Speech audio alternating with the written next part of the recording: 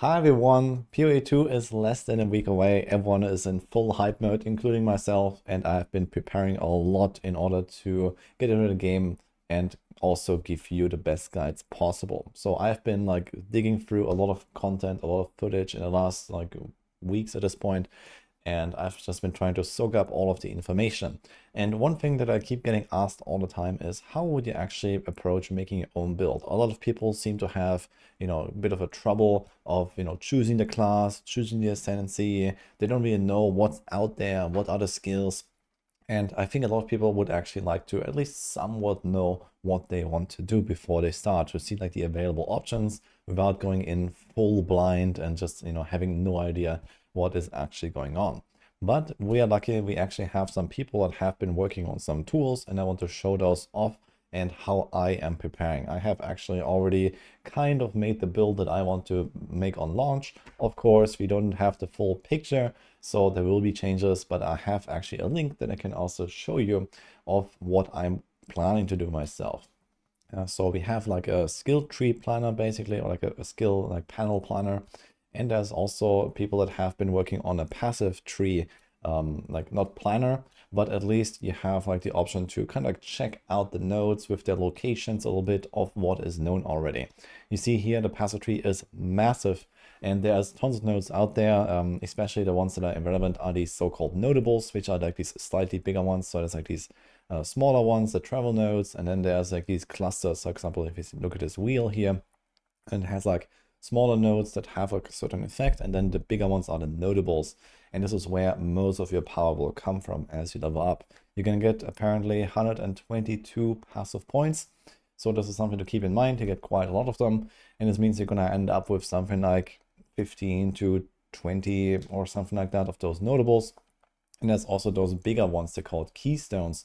We also have most of the information about those already. So those keystones are even more impactful than those notables, but they are usually also very build defining. So you don't just like pick them up because they're powerful, but you also actually build around them because they kind of give you like upsides and downsides in most cases. And kind of like, you have to piece together the right combo. So this is generally how this works.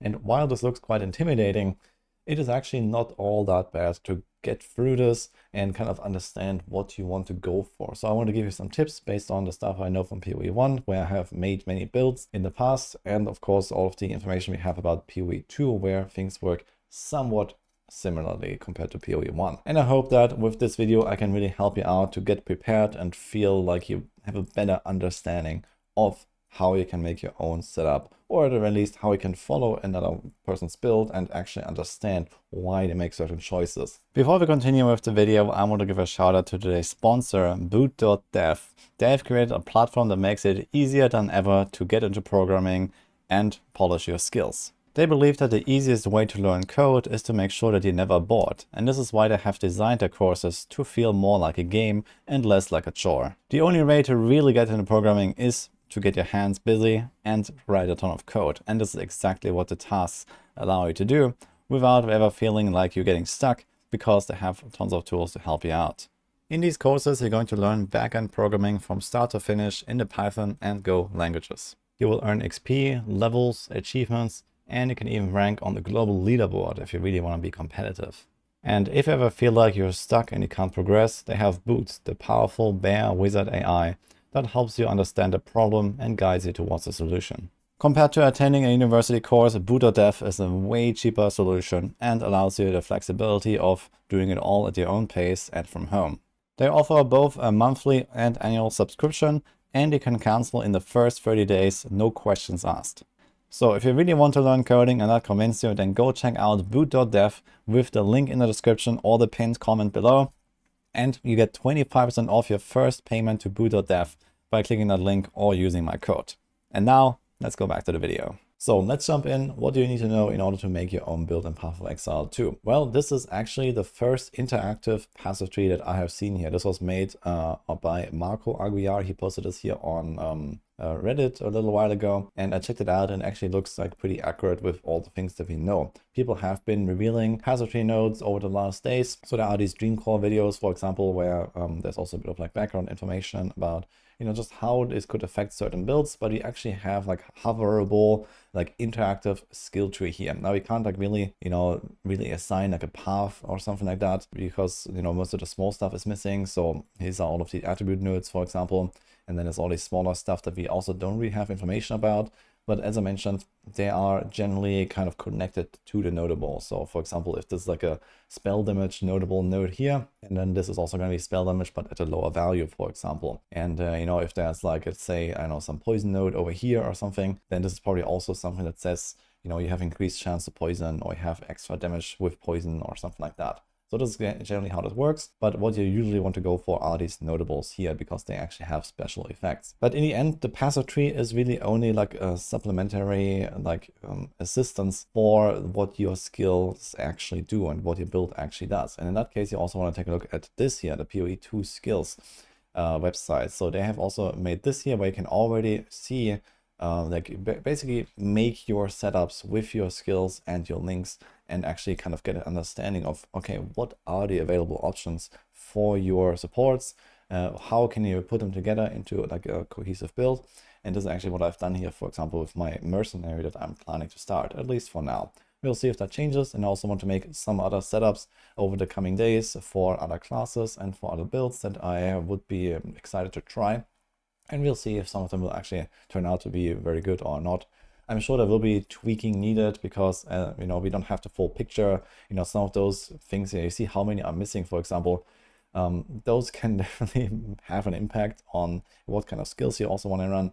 But at least you get a bit of an idea of, how you could make this. And also you see, for example, the colors of the gems, which also matters, for example, for the attribute requirements. In my case here, for example, we have a lot of all over the place. There's green, there's red, there's a bunch of blue. So this also means that, for example, you need like all 3 different attribute types. And you actually have to invest quite a lot into attributes in order to make something like this work. But if you try to use a build that has many different damage abilities, like I did here with there's the incendiary shot, which is like kind of like my spammable main ability. Then we have the high velocity rounds for like the big boss burst where we break the armor. We break the armor with the ancestral warrior totem with a armor breaker socket. And then there's also the explosive grenade and the cluster grenade that I use on cooldown.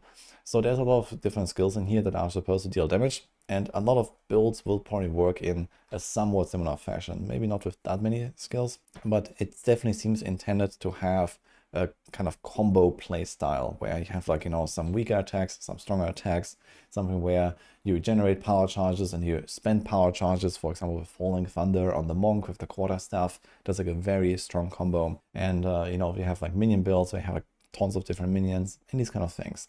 So you always want to try to figure out okay, how can you deal with different situations? Where is like the big AoE coming from? Where's the big single target damage coming from? Or maybe you actually just have to combine 2 or 3 things together in order to make any of those pieces actually good. Like in the case of the Falling Thunder that I mentioned for monks, where you need power charges in order to actually deal damage with that skill at all. Another thing to remember here is also that every support gem can only be used once on your build. So this actually makes it kind of interesting to choose what kind of supports go into which skill. And you see here that a lot of these supports are not necessarily fully damage focused. So this is something that they have changed from PoE 1. Where it's just kind of like you have usually one main ability and you just put like the highest DPS combo of 5 supports in it, and that's the end of it.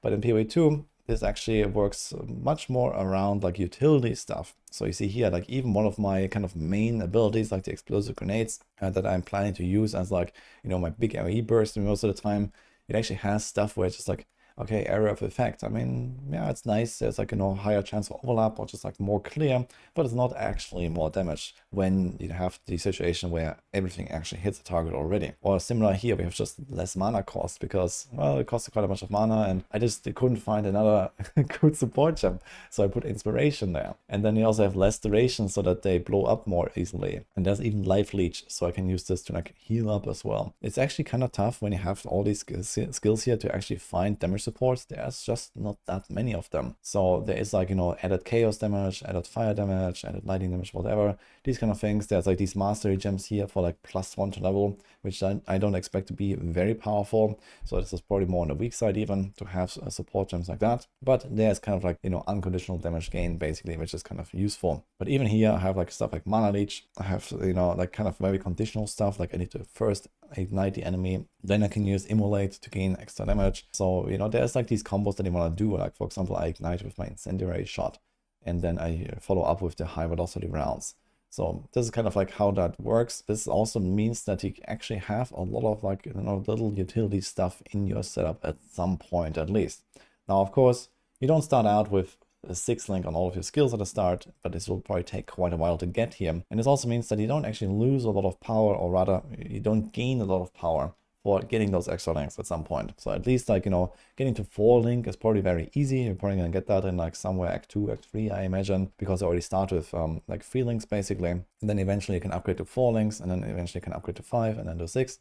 But especially the last one seems like it's gonna have a relatively small impact, even for your main abilities, because you just don't really have like these crazy, like, you know, power spikes anymore with like getting another plus 50% more damage or something from a support gem. Most of these things will probably end up being relatively minor at the very end.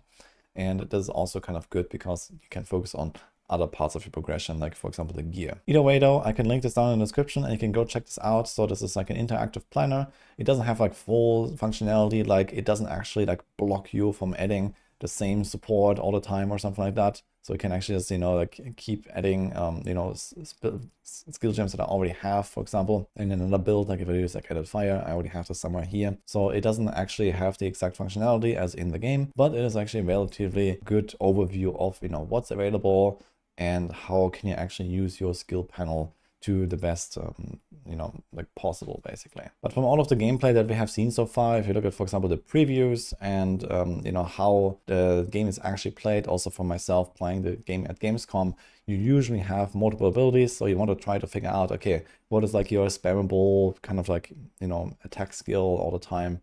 What is like your combo to burst down bosses, for example, or to burst down elites? And most of the time you will have at least 2 or 3 abilities that you have to combine in some way in your gameplay.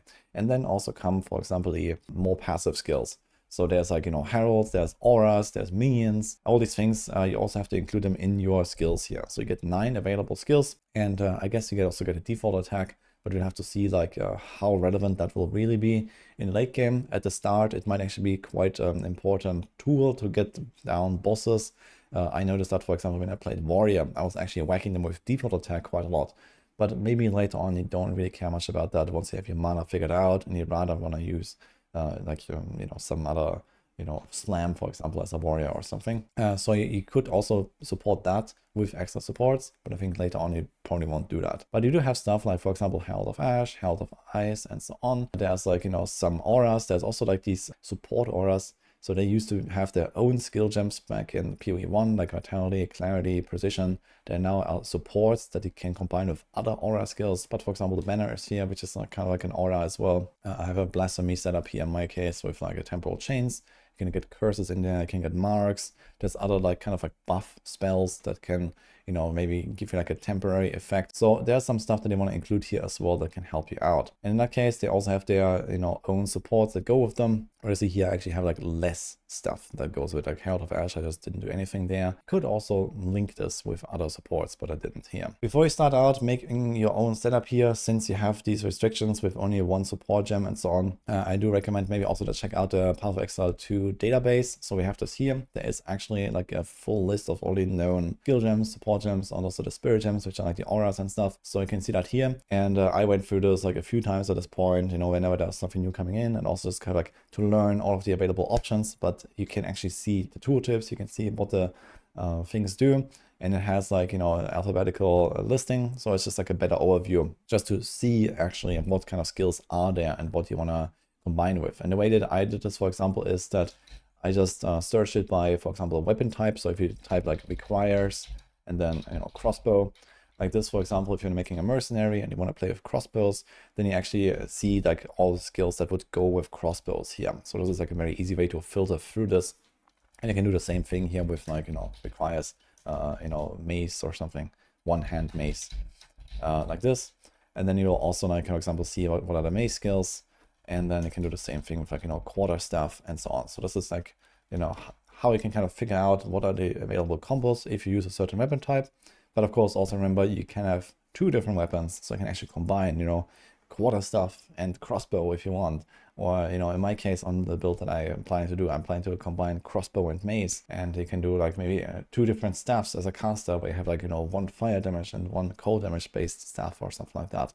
So there's lots of options here. This also means you can combine a lot of different skills. Another thing I would note here is that you should not underestimate how difficult the game is. It definitely looks and feels somewhat difficult. We have seen this in all of the previews. We've seen this on people, you know, playing at the various events that GG has hosted. It seems like it has gotten easier and better balanced over time, but even when I played it, like, you know, lately at Gamescom, which was just like 3 months ago, yeah, the game was kind of tough, even starting in Act 1, and I only expected to get more difficult as you go. This also means you want to not, you know, underinvest into defenses. So I would definitely recommend to go check out the defensive options that are available to your build that you want to try. In my case, for example, I threw in like a Defiance banner, for example, and, you know, there's like maybe other like defenses you can try to use here. And I also have, for example, a defensive aura with temporal chains. So there's stuff like that where I would not go all in on like just, you know, blast and this is not purely one philosophy anymore, where I have 6 portals at your disposal and you just try to get through the map somehow. If you die, then you have to redo the zone. If you die, you have to redo the boss. Or if you're in the maps, if you die, you lose the map. So defenses are pretty important, and even softcore is,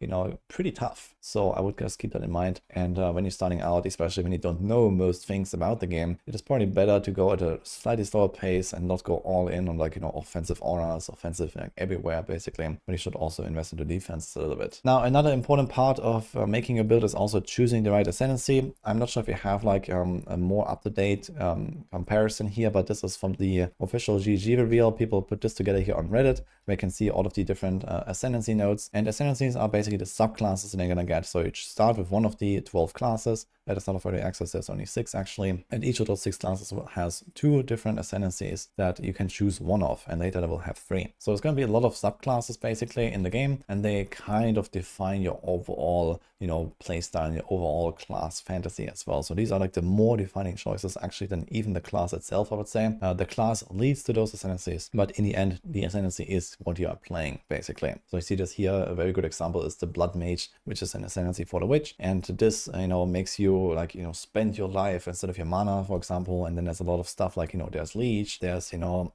probably all kinds of effects like, you know, if you have a certain life value, then maybe you get a certain effect and these kind of things. So that's kind of what you can expect here. Same thing with the Chronomancer, for example, that just gets like a bunch of extra skills here that we have seen, and maybe other like, you know, maybe speed modifiers and, you know, cooldown modifiers and these kind of things, I would imagine. So these are basically the overall picture of what your build will feel like, but then the skills, you can combine basically anything that you want with this stuff. So I have to kind of try to figure out, okay, what is actually the combo that I want to use? Like, you could play a sorceress with a crossbow and then shoot a grenade launcher if you want, for example. And then you use like your time snap to reset your cooldowns, and you shoot the grenades again, and you know, these kind of things. So there could actually be combos like that that do make sense. And that's kind of like also the beauty of Path of Exile too. You have so many different options, and it's just important to kind of understand, okay, what are the you know, main skills that you're going for, and then how does the Ascendancy also play in. Compared to Path of Exile 1, it definitely looks like the Ascendancies are much weaker. So in Path of Exile 1, I would expect to get somewhere in the range of like double damage or so from the Ascendancy, with like, you know, each of the notables giving you something like 20 to 30% more damage or so on average, I guess. So it's somewhere in that range. And in Path of Exile 2, it definitely looks like they have been tuned down a lot, but they can still be quite defining, because in general, like, the power level seems to be lower than Path of Exile 1. The growth of power seems to be lower than in Path of Exile 1. So I would not expect stuff to go as crazy as they did back in PoE 1. And we can definitely see this clearly here. You do get very flavorful effects, and also like, you know, very defining effects of how you actually play that character, but they're not necessarily like ridiculously OP or so compared to how the things were in the previous game. So that's something to keep in mind as well. The numbers are just lower. There's a lot of utility stuff. There's a lot of like extra skills that you gain here as well. So this is like one example here, the Meditate, or what you saw in the Chronomancer and so on. So you get extra skills on some of those ascendancies that you can only get there, and this is also kind of, you know, build defining in some cases. One important thing to note here though is that you cannot change your ascendancy, at least at the start of early access. So this has been confirmed in an interview. In PoE 1 you were able to change your ascendancy later by just like running the trial again, or like the lab again, and this is not possible anymore in PoE 2. So you are locked in not only in your class but also your ascendancy. So that's something to keep in mind in case you have some ideas about respecking and trying various builds.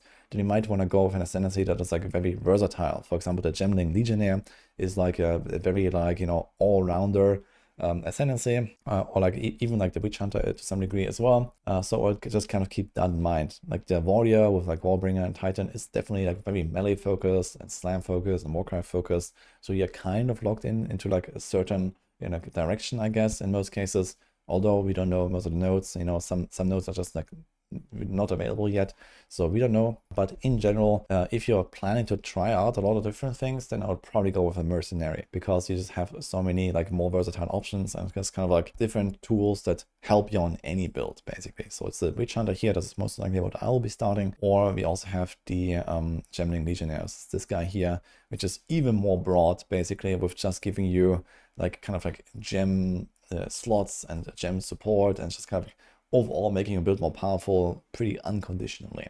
So yeah, I would also recommend, I would also expect a lot of people to just go Gemling for that reason alone.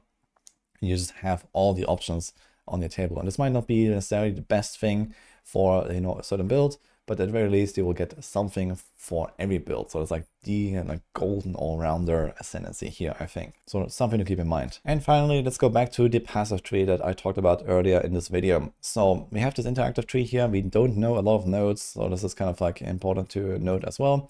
I don't know, something like 70% or so is probably unknown still, but maybe there's going to be more reveals, more teasers and so on.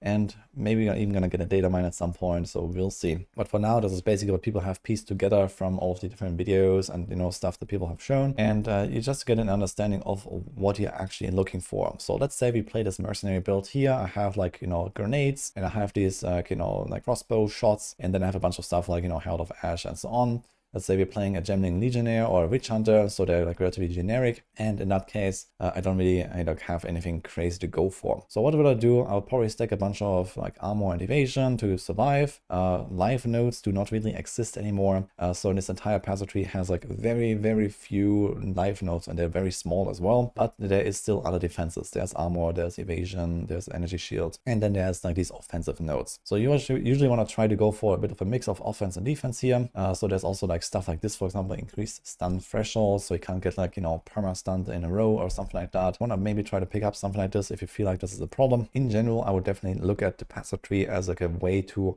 solve problems in your build, maybe to fill holes in your gear, or to kind of fill holes in what your skills can actually do. For example, with like, you know, getting you know, more mana, regen, getting more armor, getting more stun thresholds. So these are the things that it can solve. There's probably also resistance nodes somewhere. Here's recover mana on kill, for example, mana leech, life leech, these kind of things. So you want to try to look for some of this utility that kind of like makes your build a bit more like all-rounder, and it just kind of like, you know, softens out the weak parts basically. But then also you want to try to invest into what actually supports your main abilities. So in this case, for example, we have like some grenade nodes. So you know, this is something I'm definitely gonna rush. Like here, grenades fire additional projectile, grenades have +1 cooldown use. So these are really strong nodes for a build like mine with the grenade launcher, for example. So there are some nodes that are actually really like defining as well for the playstyle and for the skills that they're using. But also keep in mind, I'm not just using grenades. I also have to invest into something like, you know, regards ammunition, reloading, and like the crossbow shots in general. So you also want to look out for something like that. So maybe like we can actually find something here. If we have a crossbow. So here's some stuff, for example. There's like chance for crossbow attacks to not consume a bolt, and then there's increased critical bonus with crossbows. I'm actually planning to make this a crit build, for example. So you actually have these kind of like nodes as well that you want to go for in order to beef up your damage and just get more power. Now, I wouldn't recommend to go and like try to map out every single node right now because of all the unknowns here, and also don't know 100% if the number that I set is the actual number of nodes we're gonna have. But it can probably count with something like 120 like nodes here, and this means that as you approach level 100, yeah, you're gonna have something in the range of like 20 notables or something like that, or 25 notables. So you can kind of like choose and pick and see, you know, kind of like what you want to go for, and like this, you have the counter here. You can actually kind of get a bit of an understanding, but I would definitely leave some room here for, you know, unknowns, for stuff to like pivot from your plan before the game launches, because we have only so many of those nodes. The good thing is you can actually travel really far with those available points, and then they also have the weapon set skill points where you can like, swap between one weapon or the other, and that actually swaps a few of your skill points around on a tree. Not the entire tree, but like, I don't know how many you're gonna have, like 8 or 10 or something like that, maybe more of those weapon set points, where, for example, in my case, I can use a crossbow, and then I have like a few more things assigned. Let's say down here, like I take this thing with the crossbow, and I take this thing with the crossbow, and like all these like little nodes leading up to it. And this is gonna be only assigned when I have my crossbow in hand, and then I have, something with mace, but like search for mace stuff, maybe I'm over here, and then, I take, I don't know, something like, this here and this here. And then when I swap to the mace, it assigns, those notables and those little nodes here. And then I get like another benefit for using my mace for like another skill, for example. So that's kind of cool. So you have like a bit of an option here to like specialize and not really lose out on, overall power. So this is also something to keep in mind. And lastly, another big part of making a build are the keystones. So we also have them here. These are the green circles. So these are the big ones. And as I mentioned earlier, they have usually some kind of upside and downside together, and you can't just pick them up just because you're nearby. So they're not necessarily useful for a build, or they can even be a problem for your build. So you always have to kind of consider, what do they do and how can you profit from it? In some cases, for example, here we have Eldritch Battery, converts all energy shield to mana. There are like, certain mana stacking builds, for example, around the Archmage support and these kind of things, where you just kind of like, spam your build with as much mana as possible. You try to stack mana everywhere. You can actually use the energy shield to get more mana and so on. So these are some of these examples here. Chaos Inoculation is a classic where you become immune to chaos damage, but you have only 1 life, so you can only survive through energy shield, for example, and you give up all of your life pool and so on. So I really recommend to take a good look at what is available here for these keystones as well, and kind of like, figure out, okay, what do you want to go for and why? And in some cases, you just don't go for any keystones. In fact, I'm currently not planning to do that on my build that I made here with like the Mercenary, for example. I just looked at all the keystones. You can also find them in maybe a better overview here. If you look at here, it's a keystone overview. So they have them also listed on PoE2DB. It's not that many, and they are also very build defining. So instead of like, having to go through every single support gem and every single node on a tree, at the very least, I would recommend to go check out these here to, also figure out maybe which of these might be build defining enough for you, which of these might be something to go for in your case, together with your Ascendancy, and then together with like your main ability and so on. I know, for example, some of the more build defining ones that people like to go for are like what I showed with like the Eldritch Battery. There's also Giant's Blood here that a lot of people are hyped for, to go double dual wield, double two-handed weapons, in dual wield. So that's kind of cool, but it also has like a really huge downside, for example. In general, these are like really interesting nodes, but you also have to deal with whatever, downside they apply. And that also wraps up this video here. So I hope this helps you in order to, understand how the different things work together, the Ascendancies, the Path tree, the skill gems, and so on, and how to maybe like take a look and, kind of figure out, okay, what are you going for? This is not as, like linear as it was in PoE1, where it's usually like, okay, you take one skill gem and then you just kind of like throw in all of the damage possible on it. You also have utility now that you are kind of forced to take, for example. So this definitely opens up a lot more like variety and a lot more interesting choices. So there's not necessarily always like the best choice out there for a certain skill or something like that. There's a lot of freedom in this game. There's a lot of, customizability, and you can actually be successful with, many things, I imagine. So this is just also really cool about the game, and it's like very sandboxy basically. But at the very least, it's going to be useful to understand what are the options and like what do the nodes generally do, even if you don't know and don't remember everything by heart, for example. It is, kind of good to at least know, okay, I kind of want to go in this area of the tree because, here in the witch area, we have a lot of like int stuff and energy shield stuff, spell damage. And then here in the ranger area, we have a lot of dex stuff and, bows and crossbows and, all kinds of projectile things. And then here in the warrior area, we have like a lot of strength and armor and warcry stuff and so on. So understanding the general concept of how the Path tree works already helps you a great deal to kind of figure out where you want to path later when you actually play the game. Because as you play, you don't want to stand there looking around the Path tree for 5 minutes after every single level up. So, at least knowing kind of like where you are headed, what you want to pick up roughly will probably help you a great deal when the game launches, in order to just kind of get through the game, get through the campaign, and, you know, make your setup actually function. So with that, I'm going to leave you. I'm going to have a lot more uploads coming soon. I'm planning to make a lot of guides on Path of Exile 2 in the near future. So stay tuned for that, and hope you like this. See you guys next time.